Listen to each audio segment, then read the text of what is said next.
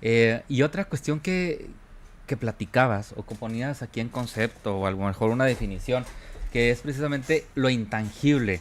¿Cómo pudiéramos nosotros definir esos activos intangibles? O sea, ¿por qué intangible? Que también de igual manera está relacionado con esta materia de propiedad intelectual. Digo, yo sé que lo estás abordando en el tema de marcas, de invenciones, pero ¿qué más puede ser estos activos intangibles que requieran alguna protección legal en materia de propiedad intelectual?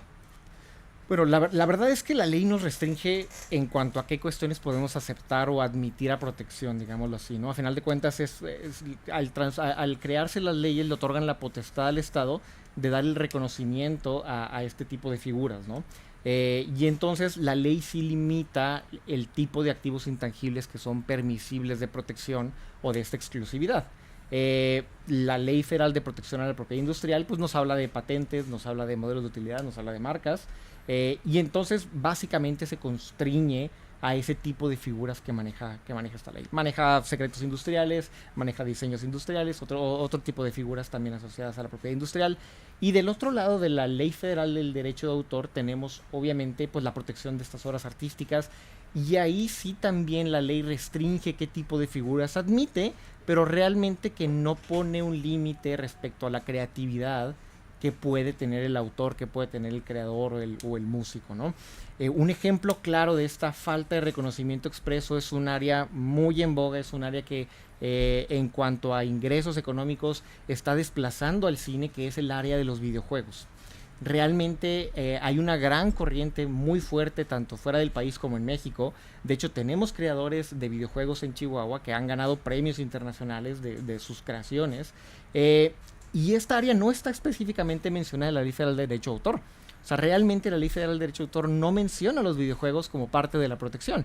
Y entonces, ¿qué ocurre ahí? Que se transforma o que se dividen las partes del videojuego para tener una protección en distintas ramas que sí embonan, porque al final de cuentas el videojuego va a ser una combinación de diferentes factores, ¿no? Pero en cuanto a intangibles, realmente estamos limitados también por la creatividad. O sea, el día de hoy no sabemos qué hay en 100 años, no sabemos qué hay en 150 años. Entonces realmente no hay un límite a la creatividad, no hay un límite a lo intangible, pero sí hay un límite a lo que podemos proteger conforme a las normas establecidas. Por ejemplo, ahorita comentabas que quizás lo más usual o lo que nos viene a la mente luego cuando hablamos de propiedad intelectual sea el tema de las marcas y que quizás a lo mejor es lo más visible. Digo, vaya, basta con recorrer las calles de la ciudad y vemos distintos logotipos y distintas denominaciones o inclusive una mezcla entre denominación y logotipo. ¿Cómo, ¿Cómo se lleva a cabo esta protección o cómo es que una persona que esté interesada, por ejemplo, en su negocio y darle esta protección a su marca, a su nombre, vaya, inclusive hasta los productos que pueda estar fabricando, cómo es que le puede brindar una protección marcaria o en tema de marca, pues a través de un experto pues en la materia? Sí, gracias. Me gustaría, antes de responder a la pregunta, me gustaría hacer un comentario bien importante, ¿eh? Muchas veces, digo, el tema de marcas es visible para el consumidor, pero también es muy visible para el empresario. Eh, y hay una falta de visión o hay una desconexión entre la visión del empresario y lo que realmente deberían estar haciendo en materia de marcas. Muchos empresarios o muchos emprendedores creen que la protección de la marca es nada más para que sea mía y ya, ¿no? Lo ven como comprar una mesa diferente a la que tienen. Y lo dejan de ver como algo necesario, como algo trascendental para su negocio. Cuando realmente es una pieza muy importante, sobre todo el día de hoy, que no hay negocios sin redes sociales, no hay negocios sin presencia en línea, ¿no? Y eso, en la presencia en línea, te abre las puertas a un mercado muchísimo más grande que el local. Y al estar expuesto, el registro de marca se vuelve no nada más necesario para efectos de que esa marca sea exclusivamente mía, sino para efectos de que yo no invada el derecho de alguien más que sí pudiera tenerla registrada. Y ese factor es bien importante. O sea, el registro de marca no es nada más para apropiarme de esto, sino para asegurarme de que no estoy invadiendo el derecho de alguien más.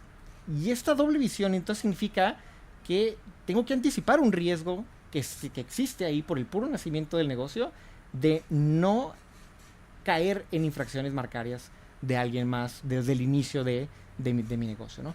Ahora sí, ahora se atiende la pregunta. Ya entendiendo el por qué lo hacemos, el por qué se debe hacer el registro de una marca, la realidad es que el procedimiento se lleva ante una oficina de gobierno que se llama Instituto Mexicano de la Propiedad Industrial, y es un trámite tardado para normal, ¿no? Digámoslo así. Suele tardar 5 meses, conforme una reforma a la ley que pasó en los recientes meses. La ley establece un plazo de 5 meses al INPI para resolver el registro de una marca, ¿no? Pero la realidad es que pudiera ser un poquito más de tiempo si hay alguna complicación en el camino, ¿no? A nivel de estándares internacionales, eso sí debo reconocérselo al INPI, estamos muy bien de tiempos, muy bien de tiempos. Realmente Estados Unidos está tardando más de 10 meses, Brasil tarda alrededor de 14 a 16 meses, Europa tarda también alrededor de 6, 7 meses. Entonces, los 5 meses que tarda México, la verdad es que están muy bien en materia de registro de marcas. Ante esta oficina vamos a presentar una solicitud de registro indicándole los datos de quién es el dueño de la marca, el domicilio, su ubicación física, y obviamente vamos a decirle: quiero proteger este signo para distinguir o para aplicárselo a estos productos o a estos servicios. No puedo hacer una reclamación general de decir esta marca no existe y por tanto quiero que se proteja para todo. Realmente lo que tengo que hacer es decirle al instituto: oye, este signo se lo quiero aplicar a este tipo de productos o a este tipo de servicios. Ok, entonces las marcas se dividen entre servicios y productos. Es decir, hay marcas que van a estar enfocadas hacia servicios y hay otras marcas que van a estar enfocadas hacia productos. ¿Cuál sería uno de estos ejemplos? O sea, ¿cómo podemos distinguir una marca de servicios y una marca de productos? Es un ejemplo muy sencillo, ¿no? Las cafeterías, vamos a pensar en la cafetería, ¿no? Cuando tú vas y compras el café ya preparado, listo para consumirlo, es un servicio el que te están brindando, no es el producto en sí mismo, sino es el servicio como tal que tú estás adquiriendo, ¿no? El café preparado como a ustedes les guste. Pero por el contrario, si yo voy a un supermercado y compro el café en bolsita, ese café es un producto como tal, no es el servicio del café, de la cafetería, sino es el producto como tal. Y cada uno de ellos tiene un giro, aunque relacionado a final de cuentas, realmente cada uno puede ser una marca de fábrica para efectos de los productos o una marca de servicios para efectos del servicio. Ok, qué interesante, porque luego pensamos que, pues sí, que una marca puede abarcar prácticamente todos los aspectos de tu negocio y en muchas ocasiones pues tienes que tener distintos registros o protecciones sobre los servicios y sobre los productos pues que brindas o que fabricas. Pero ahorita hacías una comparativa internacional y eso es bien interesante porque bueno, nosotros coincidimos en la Facultad de Derecho, ¿verdad? Somos egresados de la Facultad de Derecho, pero yo sé que tú en algún momento tu maestría, pues brincaste el gran océano, por así decirlo, y te fuiste también a la Universidad de Alicante y también a la Universidad de a ver, corrígeme si estoy en lo incorrecto, Queen Mary University de Londres. Correcto. Que es donde te especializaste o más bien lograste este posgrado en materia de propiedad intelectual.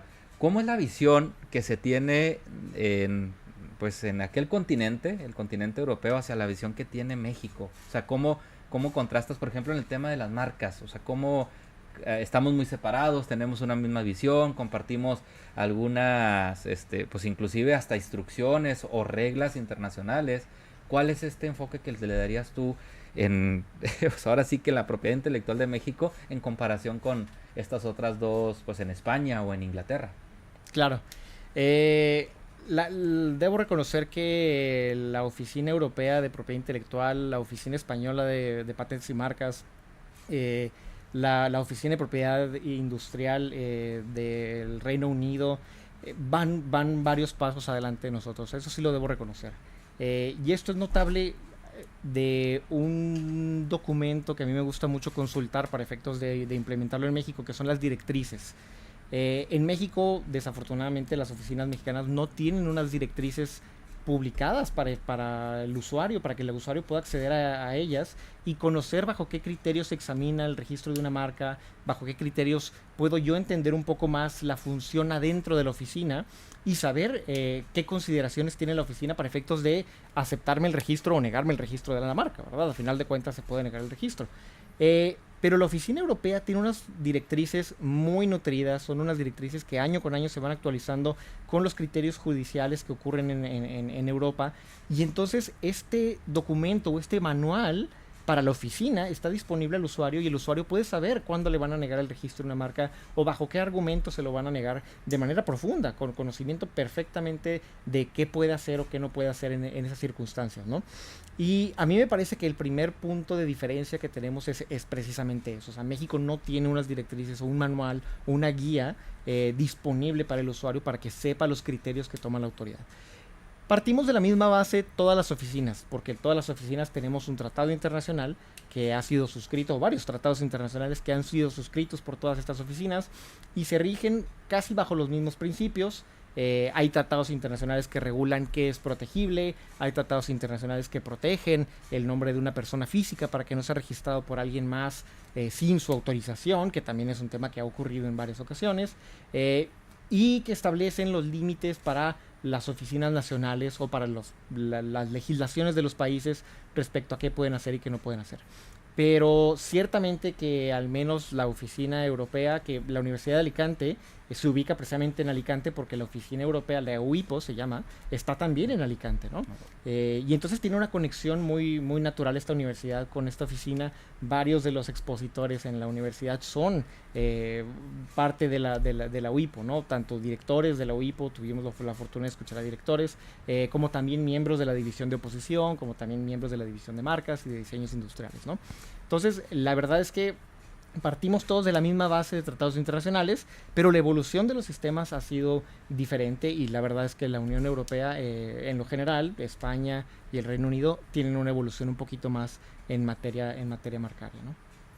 Wow, pues qué interesante esta perspectiva, porque a veces es bueno entender pues el derecho y las regulaciones de aquí de México en una comparación con los criterios o con las reglas, como mencionas aquí, internacionales. Sí, y quizás esa comparativa, digo, ahorita que lo pones en contexto, en el sentido de que una persona nos puede estar escuchando y a lo mejor realiza el registro o empieza a iniciar ese registro de marca, porque bueno, lo puede hacer, ¿verdad? Voluntariamente a través de esta oficina denominada Instituto Mexicano de la Propiedad Industrial. Pero es cierto, o sea, al cabo de los 5 o 6 meses viene una negativa, o sea, no es una moneda al aire si no tienes pues una asesoría previa, una consultoría previa, porque puedes iniciarlo, te va a cobrar el INPI, si mal no tengo, si no estoy equivocado, son algunos derechos para poder iniciar este registro o este intento de registro de marca, pero como lo comentas, a los 5 o 6 meses de repente puede venir una negativa y quizás esa negativa pues es muy subjetiva, ¿no? ¿De quién? De la persona que le tocó allá en Ciudad de México analizar tu caso, y quizás para él pues existe algún impedimento. Qué interesante esa perspectiva de lo que México nos faltaría, por ejemplo, tener esas reglas, porque pues eso habla de certeza y habla de un mejor entendimiento de lo que puedes realizar ante el gobierno, porque al final de cuentas es un trámite gubernamental lo que estás llevando a cabo. Y un trámite gubernamental en el que coincido, hay una oscuridad y hay una opacidad en la que pues simplemente tienes que esperar los requerimientos. ¿Para qué? Para contestarlos legalmente, porque corrígeme si estoy mal, cuando inicias este tipo de trámites tienes la oportunidad o garantía de defensa para poder contestar los requerimientos. Sí, es correcto. ¿Cómo sería este procedimiento? Digamos, una persona que nos esté escuchando lleva a cabo su registro de marca. ¿Cuál es este trámite ordinario que pudiera suceder?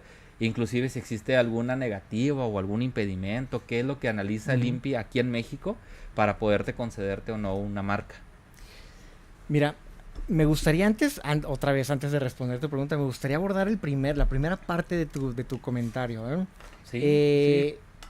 Y creo que una pregunta muy importante que quizás la audiencia pudiera estarse haciendo en este momento es: ¿puedo presentarlo yo solo o necesito apoyo legal? Es decir, ¿necesito un gestor que sepa realizar los trámites o puedo hacerlo yo voluntariamente y por mi cuenta, ¿no?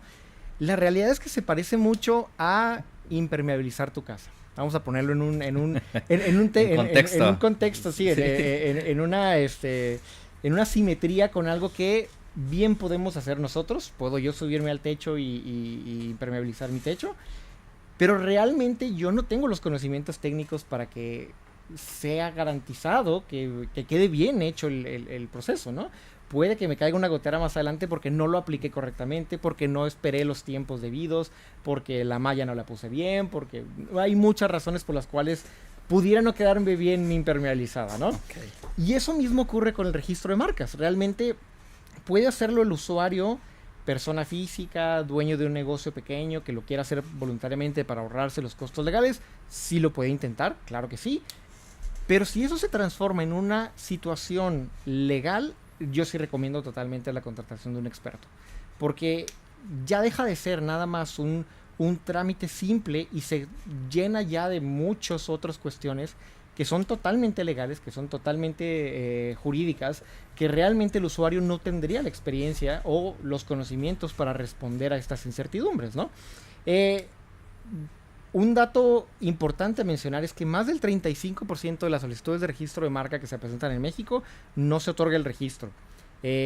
Un gran factor que ha mencionado el INPI por esa cuestión es la falta de conocimientos del usuario del sistema marcario para efectos de responder a impedimentos, a un requerimiento pequeño. Puede ser que la solicitud se me haya olvidado poner la nacionalidad del solicitante y eso ya es motivo de que me hagan un requerimiento y me den un plazo de 2 meses para contestar, y si no lo contesto en el plazo de 2 meses, prácticamente mi trámite ya no existe, ya queda sin efecto, se vuelve un trámite abandonado, ¿no? Y eso entonces significa que la cantidad de dinero que yo pagué de derechos al INPI para poder iniciar el trámite se ha perdido. Y se ha perdido significa no lo puedo recuperar, el gobierno no me lo va a regresar, simplemente se queda ahí, ¿no? Entonces, sí lo puede hacer el usuario, pero entre más complejo sea el trámite o más riesgo tenga el negocio, más recomiendo que se contrate a un experto.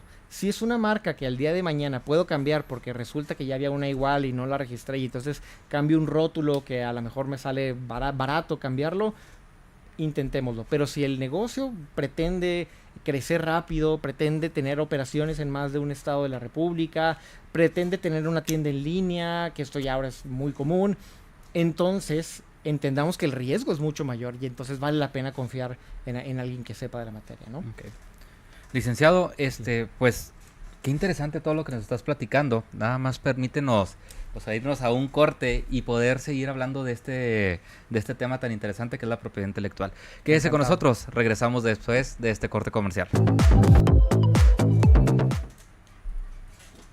Bueno, y seguimos aquí platicando en Derecho en Contexto sobre la materia de propiedad intelectual con el licenciado Antonio Argüello. Licenciado, bueno, después del corte habíamos platicado, o nos quedábamos en el tema de las marcas y nos ponías algunos ejemplos sobre todo el procedimiento y ante qué autoridad se lleva a cabo, que es el Instituto Mexicano de la Propiedad Industrial aquí en México, que es esta oficina que se encarga de otorgar o no estos registros.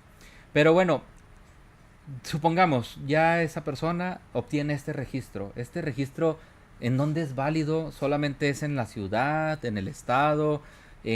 ¿Hacia dónde abarca toda esta protección en dado caso de que pues tenga su título de propiedad en su marca? Claro, gracias, es una muy buena pregunta, la verdad es que una vez otorgado el registro, la autoridad va a expedir un título, te va a expedir un certificado, ¿no? Pero al igual que tenemos con el predial, al igual que tenemos con la revalidación vehicular, es necesario hacer algunas actividades para mantener la vigencia de ese registro, como poder hacer la renovación y la declaración de uso, que eso podremos platicar eso más adelante, ¿no? Los derechos que se otorgan en México son a nivel nacional. ¿Qué significa esto? Que un local o un negocio que solo tenga presencia física en Chihuahua, de todos modos su marca está protegida en Chiapas, en Guerrero, en Michoacán. La protección a final de cuentas abarca absolutamente todo el país, pero solo para la marca en relación a los productos o a los servicios para los cuales yo haya indicado a la autoridad que deseo protegerlos, ¿no? Y eso es bien importante entenderlo porque muchos negocios fronterizos, sobre todo aquí en el estado de Chihuahua, que tienen negocios u operaciones en el otro país, en Estados Unidos, pues vaya, tienen que entender que su marca solo está protegida en México y que la protección en otras partes del país tiene que ser independiente, ¿no? Tiene que ser independiente, pero no se puede, digamos, ya tengo mi marca registrada aquí en México. ¿Necesito pasar por todo ese procedimiento para yo tenerla registrada en Estados Unidos? ¿O hay un procedimiento, digamos, más rápido? ¿O por el hecho de tener yo una marca ya registrada, quizás tenga algún beneficio en algún otro país? No solamente en Estados Unidos, sino en algún otro país donde yo tenga actividad, donde mi producto se esté llevando a cabo, etcétera. ¿No existe esta posibilidad? Sí existe, es meternos un poco ya más en complejidades técnicas, pero realmente sí hay manera de reclamar alguna especie de derecho en otros países, ¿no? Por ejemplo, en Estados Unidos hay 4 bases por las cuales puedo solicitar el registro de una marca, y una de esas bases es cuando yo ya la tengo concedida en otro país distinto, ¿no? Y eso nos ayuda para establecer fechas de primer uso, para establecer quién lo usó primero, ¿no? El registro mexicano se basa en una premisa de que el primero que se forma o el primero que presenta una solicitud es el que obtiene el registro, pero realmente hay una gran corriente, sobre todo en Estados Unidos, que el derecho se otorga al primero que la usa, no solamente el primero que la registra. Y entonces establecer fechas de uso primigenias a cualquier otra persona nos ayuda mucho precisamente para obtener la protección más adelante si es que queremos hacer esto, ¿no? También hay maneras de vincular un registro mexicano con algún trámite en el extranjero. Hay una figura que se llama derecho de prioridad, que tiene 6 meses para extender una solicitud a otro país. Y obviamente hay un sistema internacional que se le llama Protocolo de Madrid, por el cual yo puedo extender mi derecho nacional a una solicitud internacional que puede tener efectos en distintos otros países. No, pues vaya que sí, es muy complejo a veces hablar de estos temas, pero bueno, lo interesante aquí es que sí existen ese tipo de posibilidades, ¿no? Porque muchas veces tenemos esa duda y quizás tenemos, pues no solamente la duda, sino la intención de llevar a cabo o potenciar esta marca, al final de cuentas, que como lo has comentado, es un registro intangible. Y aquí me gustaría que nos pusieras en contexto si las marcas pues en sí mismas tienen un valor económico, porque quizás a lo mejor dirás, bueno, pues entiendo que registrar mi marca me otorga un título de propiedad y me otorga ese derecho de exclusividad, e inclusive puedo oponerme a otras personas que estén copiando, imitando o inclusive utilizando idénticamente mi marca. Uh-huh. Pero más allá de ello, o sea, las marcas como intangible, porque hablamos de un activo y los activos tienen valor. ¿Cómo es que puedes calcular o saber el valor de una marca? Bueno, realmente hay varios métodos para poder hacer una evaluación a través de peritos evaluadores, ¿no? Realmente en México los peritos evaluadores son los corredores públicos. Y hay una norma internacional de contabilidad que te ayuda a establecer los parámetros por los cuales tú puedes hacer o asignarle un valor económico a esa marca. Lo que sí es que no es un gasto, la protección de una marca no es un gasto. Se transforma a final de cuentas en un activo más de tu empresa, en un activo más de tu negocio, y eso por sí mismo sabrás que vale más que el valor que tú invertiste para poder registrar esa marca, ¿no? Entonces, conforme a esta norma internacional, conforme a los parámetros que tienen los peritos evaluadores, pueden determinar el valor real del bien o el valor especulativo del mismo, porque a final de cuentas hemos visto seguramente las noticias internacionales que año con año se publican la lista de las marcas más valiosas del mundo, que tenemos ahí a varias empresas de tecnología, pero ese valor real no es el valor del costo de haber creado la marca, sino realmente es un valor especulativo, ¿no? Es un valor por el cual alguien más pudiera adquirir o tener deseo de adquirir la propiedad sobre esa marca, ¿no? Al igual que un vehículo, al igual que una casa, estos activos son transferibles a terceros. Yo puedo tener una marca registrada y si por alguna razón mi negocio no funciona, pues bueno, dentro de mi inventario puedo contar el registro de marca para efectos de transferírselo al nuevo dueño si es que voy a hacer una transferencia del negocio, ¿no? Claro, y ya no es solamente un traspaso de negocio como tal, en el sentido de que pues el equipo, el mobiliario y demás cuestiones que puede haber físicamente, sino ya un título que puede ser transferido, que puede ser comercializado y que tiene un valor y que también agrega pues a ese tipo de negociaciones. Pero, a ver, licenciado, pues tenemos que aprovechar tu tiempo y lamentablemente los tiempos en radio son muy rápidos y siempre estamos pues hablando y platicando al momento. Pero por eso me gustaría aprovechar tu visita y no solamente hablar de marcas, que quizás a lo mejor ya hemos abarcado lo general, lo que implica y cómo se lleva a cabo este tipo de protecciones. Pero en tu amplia experiencia en esta materia, ¿qué más te ha tocado desarrollar? ¿Qué más te ha tocado vivir? No solamente las marcas, sino realmente hacia las empresas, hacia las personas físicas o aquella persona que nos está escuchando, ¿cuáles otros retos o cuáles otras actividades profesionales se desarrollan en esta materia? Sí, claro. Eh, Mira, la verdad es que marcas es lo que más hay, digo, pero realmente hay muchas áreas importantísimas. La parte del derecho de autor es muy importante. México es un país extremadamente rico culturalmente hablando y tenemos muchos creadores que tienen increíbles libros, que tienen música muy, muy, muy reconocible a nivel internacional. Juan Gabriel es un gran ejemplo de ello, ¿no? Ahora que estábamos De moda. debatiendo entre los países, pues obviamente sacamos a nuestra carta más fuerte que fue Juan Gabriel, ¿no? Ajá. Realmente culturalmente México es un país enorme, enorme. Y eso nos permite también tener un área de oportunidad en la parte del derecho de autor, porque al final de cuentas el derecho de autor lo que va a proteger es la creación artística que haga el escritor o el músico o el compositor y darle una protección sobre eso para que luego, si alguna empresa quiere usar esa música en la publicidad, pues bueno, tenga que pagar una regalía, tenga que celebrar un contrato con el compositor para efectos de darle una participación económica y que le permita usar su música en la publicidad, ¿no? Que es un tema fundamental, trascendental, que a muchos negocios se nos olvida. Las redes sociales son publicidad para efectos de las personas morales, para efectos de las empresas y negocios. Las redes sociales se entienden como una publicidad y entonces cualquier música que yo asigne o asocie con esta publicidad pues tendría que llevar un permiso del compositor o del intérprete en el dado caso de que sean las dos monedas las que yo esté usando, ¿no? Fíjate, y ahí me surge una duda, porque hablando de estos temas de creación, de diseñadores, de autores, de compositores, que pues evidentemente tienen pues este ingenio, ¿no? Esta innovación para generar esa letra o esa obra artística. Pero aquí viene un gran reto y ahorita en el corte pasado, inclusive tú comentabas cuando aquí en este programa hablábamos de inteligencia artificial y todos los grandes retos que implica para el derecho en general, ¿no? O sea, pareciera que este boom tecnológico pues va sumamente revolucionado y a veces todo lo demás que pretendemos regular y cómo funciona la vida de nosotros pues en sociedad queda un poquito atrasada.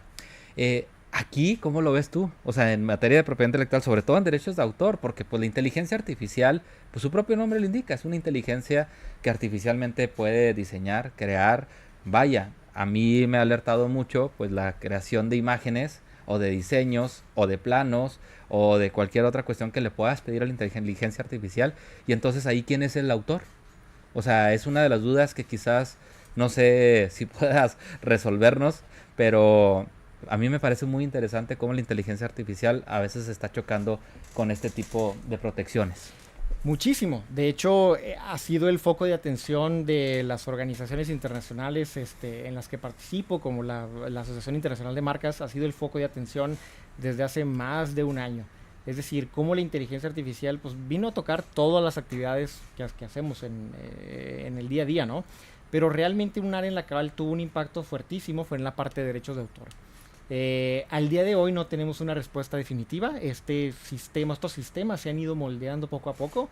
Yo creo que uno de los casos más importantes que hay que seguir es el caso del New York Times en contra de OpenAI y de Microsoft por todas sus inteligencias artificiales como ChatGPT y como Copilot y todo lo demás, ¿no?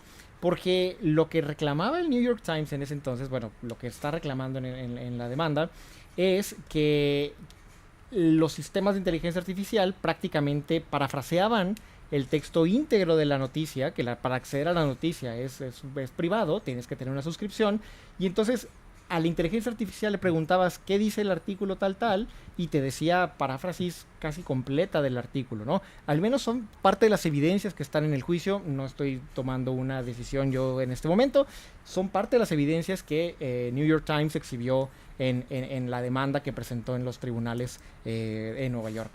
Y este caso nos ha ayudado mucho a entender los alcances de la inteligencia artificial.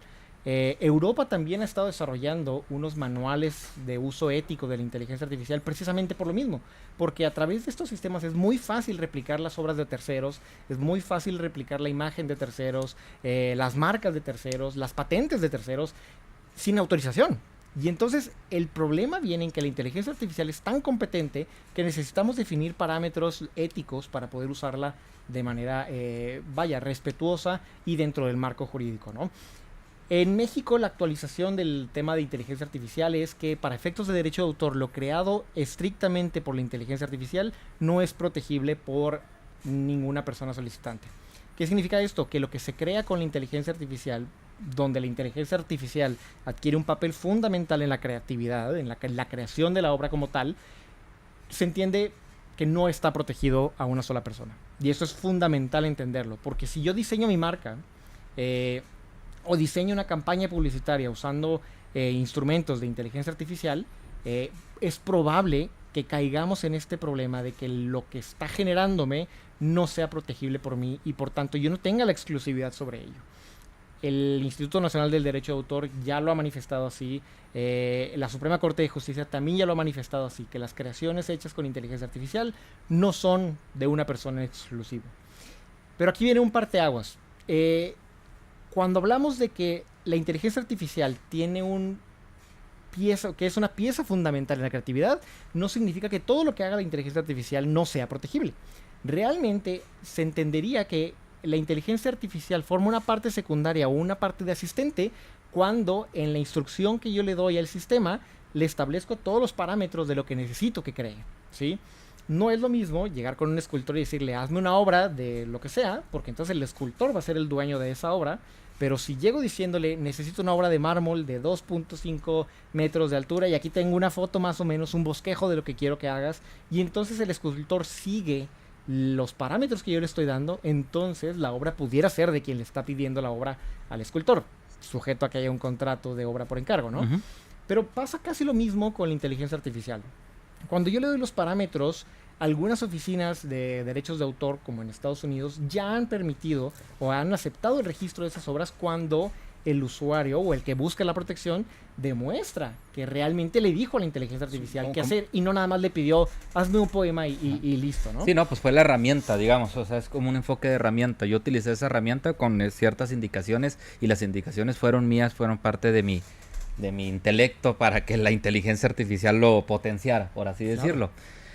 Híjole, qué... Mira, hice un experimento hace unos meses, hice un experimento a una de las herramientas de inteligencia artificial. Le dije, hazme un poema parecido a los poemas que aparecen en el libro azul de Rubén Darío. Ajá. Y la estructura es prácticamente idéntica. No los textos, eso sí, los textos sí no los reprodujo, ajá, pero la estructura de los poemas es prácticamente igual. Entonces, son herramientas súper potentes que hay que tener cuidado, sobre todo cuando los usamos para fines comerciales, ¿eh?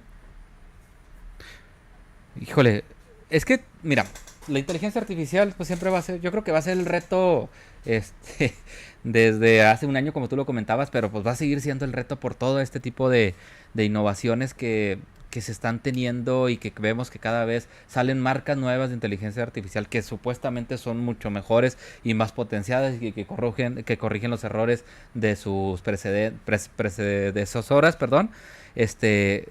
Pero eso implica precisamente a generar mayor control, a mayor normatividad y sobre todo pues estas reglas que comentabas que aquí en México de cierta manera estamos escasos. Pero licenciado, ¿qué otro reto o qué otra, digamos, actividad profesional en el ejercicio de tu profesión ves a corto plazo, más allá de la inteligencia artificial? ¿Dónde es donde tenemos que enfocarnos chihuahuenses en materia de propiedad intelectual? ¿Cómo es que, hacia dónde va Chihuahua? ¿Cómo nos comparamos con las demás entidades federativas? Y sobre todo con la cercanía que tenemos hacia Estados Unidos, pues, ¿qué es lo que nosotros tenemos que hacer para hacer frente en materia de propiedad intelectual?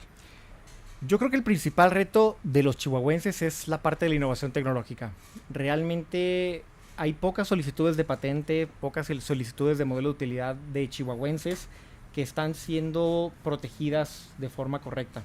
Tenemos grandes investigadores en el estado, grandísimos investigadores que desarrollan nuevas tecnologías en varias áreas. Y es bien importante que no solo publiquen esas innovaciones tecnológicas, sino que busquen una protección y vinculación con el sector empresarial para que tengamos una real protección respecto a todas las innovaciones tecnológicas que ocurren en el estado. Para mí es fundamental eso. Tenemos muchísimas empresas innovadoras, empresas de automatización que hacen productos nuevos, maquinarias nuevas, nuevos procesos que realmente, a pesar de que quizás los hagan por encargo de alguno de sus clientes no están siendo protegidas. Y eso es súper fundamental que entendamos que la innovación tecnológica tiene una gran protección en nuestro país y es súper, súper importante que lo consideren para efectos de las inversiones que puedan recabar en el futuro también. ¿Cómo puede ser un ejemplo de esta innovación tecnológica? O sea, ¿qué puede registrar una empresa? Mira, ahorita estamos manejando varias patentes en la firma. Unas patentes son relacionadas con un nuevo procedimiento para seleccionar a los especímenes más adecuados para la fertilización in vitro. Otra tiene que ver con los chips o con los semiconductores. La forma de los semiconductores ya no va a ser plana como tradicionalmente es, puede ser ahora tridimensional. Y así tenemos varias distintas innovaciones tecnológicas, incluso en materia de asadores, que es algo tan frecuente aquí en el norte del país, en donde se hacen nuevas adiciones o nuevos equipos para hacer un asado diferente, ¿no? Hay de todo tipo de innovaciones tecnológicas. Ok. Licenciado, pues es bien importante a veces contextualizar estos temas y nosotros siempre lo hemos comentado aquí en este programa, pues a veces es técnico, obviamente estamos hablando de cuestiones jurídicas, cuestiones de derecho y van en conceptos y definiciones que las propias leyes nos dan, pero es bien importante contextualizarlo, o sea, saber que en este tipo de creaciones, invenciones, inclusive con todo lo que has resumido y nos has comentado, no solamente el tema de las marcas, sino de estas innovaciones que pues en cualquier empresa puede estar latente, ¿no? Y que eso genera un registro y que ese registro pues quizás más allá de la protección pues también es su explotación comercial. Es decir, permíteme indicar esto si es que estoy en lo contrario, pero la propiedad intelectual pues tiene una finalidad y es que se pueda hacer comerciable, que pueda generar una explotación económica y que esa invención pueda tener pues frutos y no solamente esa protección como un título, yo tengo un título más de marca, no, que ese título pueda ser potenciado.